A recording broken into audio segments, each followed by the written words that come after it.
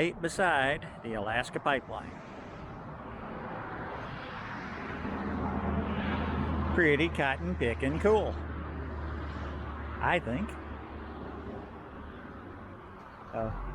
When I came up here 3 years ago with the work crew, they didn't want to bother stopping and looking at it. But me personally, I did. So Jim is adventurous as I am in this particular case. So we're stopping on our way to dinner. We're going to Silver Gulch Brewing and Brew Pub for dinner.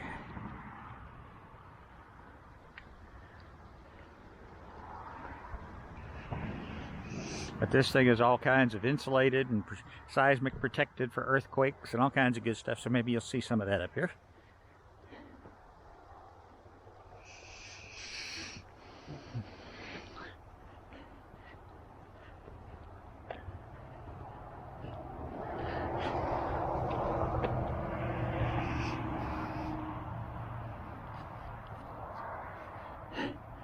And of course they have to put idiot-proof signs up here. Please do not climb on the pipeline. It's difficult to maintain your footing on these surfaces. You could fall and be injured. Duh. But this goes all the way up to the North Slope. And once I get moved up here and don't have a rental car, you can damn well bet I am going to make that trip up there. And if I have an adventure touring bike by then, it'll be done on a motorcycle. And Jim's already volunteered to drive the chase car.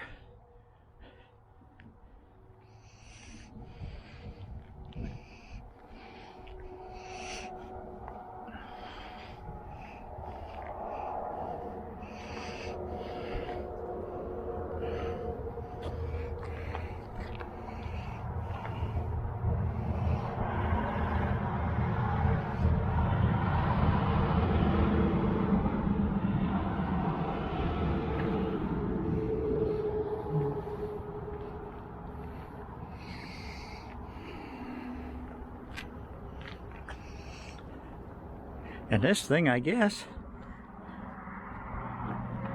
is a retired pig. Scraped wax from the internal walls of the pipe when the pipe was first being operated. Cool. Wish I could see. Sun's right smack in my eyes. Pigs in the pipeline, not to be confused with pigs in the blanket.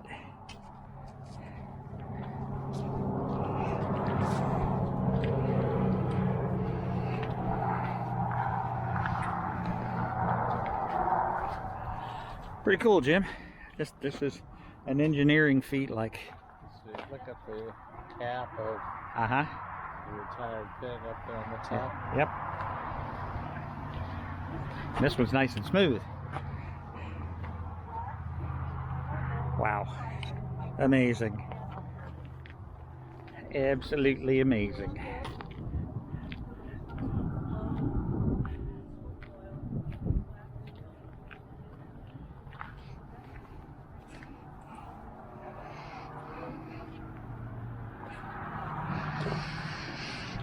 And it looks like up here it goes back underground again for a while.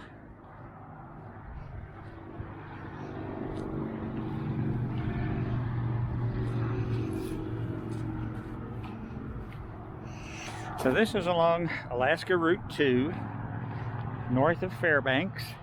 We're probably between mile marker 6 and 7 if I remember right. So if you're ever up in this region, this is definitely worth taking the time to stop and see.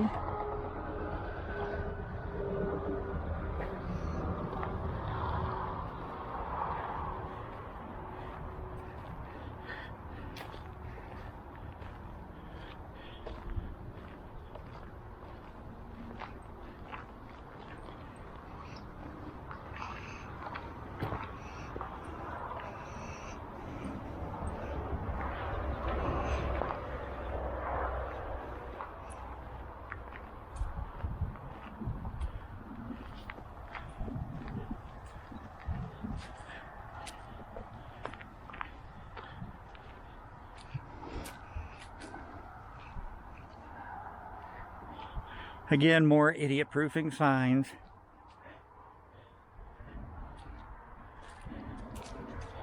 It's sad that we live in a society where you have to literally idiot-proof everything.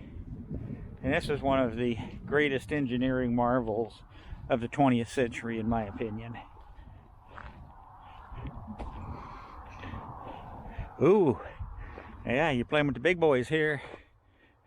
The FBI investigates any destruction or attempted destruction of the Trans-Alaska Pipeline or related facilities. Good for them. As you can see, pipeline goes back down underground. I think it comes back up over there. But we're not going to go down that far right now. And Jim's trying to put in kind of perspective, you know, the height of the pipeline from the ground. And you're what, about 5'10" like me, Jim? 5'10". Yeah, so that's, and it goes up farther up that way. But now he's going to take this little camera and do the same for me. It's already running. All you got to do is just point, get me in the frame. You want to be framed? In this regard, yes. And that's about it.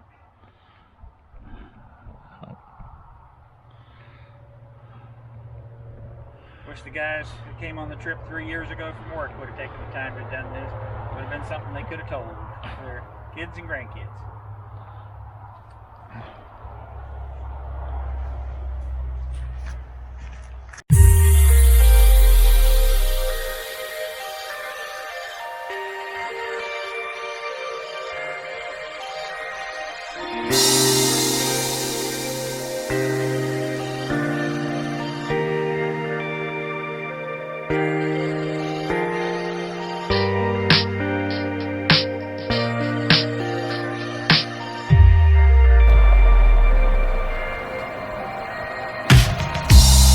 Jim and I were wondering what these fin devices were on some of the pipe stacks earlier, and these are heat pipes.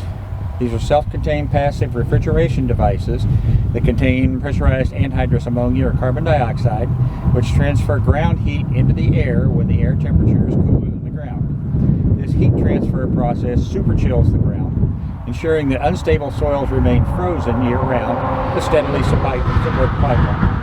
More than 124,000 of these heat pipes along the pipeline. So basically it's kind of like a geothermal heat pump, and it's pumping the heat out of the ground into the air so that it stays frozen. And that is really cool, and that's definitely learning something new.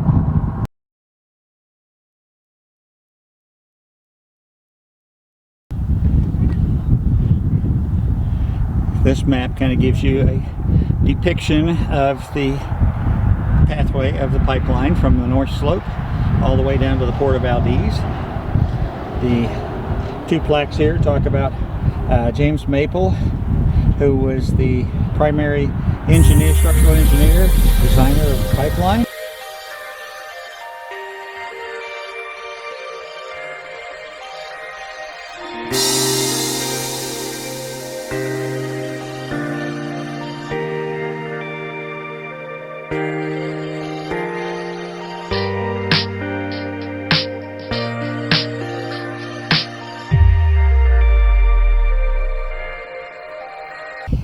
Earthquake bumper. No, I don't think it's an earthquake bumper, because it'd have to really go way the heck out there to hit that. I don't know what the heck that black thing is. How you doing, sir? Well, yourself? Good. Any idea what these are? The black things on the They're side? the bumpers for when the pipeline expands or we have an earthquake. Oh, it goes that far? Oh yeah. Well, It can? expansion and contraction. That's why there's whole zigzags in it. Right. Just for expansion. But yeah, if it gets rattling around, we've had some pretty good earthquakes, but that's what they're for. And they're only in the bends, if you'll notice. Where? You know, at that direction, IP. Oh, cool. Hey, I appreciate it, sir. Sure. Have a great day. And there you heard from a local.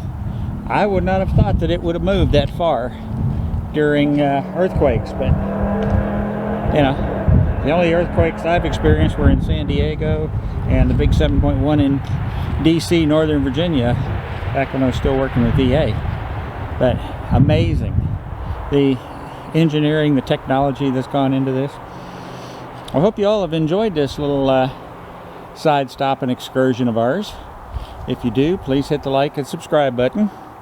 hit the notify bell. You'll be notified when we make more videos. You know, this is what I do to share some information about the world and everything with you guys. You know, we're always learning and exploring and finding new things. So hopefully you're enjoying these. If you are, please leave me any comments down below. If you have any questions, pop them in and I'll see if I can answer them for you. If you have any thoughts or suggestions, same in the comment section. And please share these with your friends and such. You know, this is so much fun, especially in the great land of Alaska. So this is Lone Moose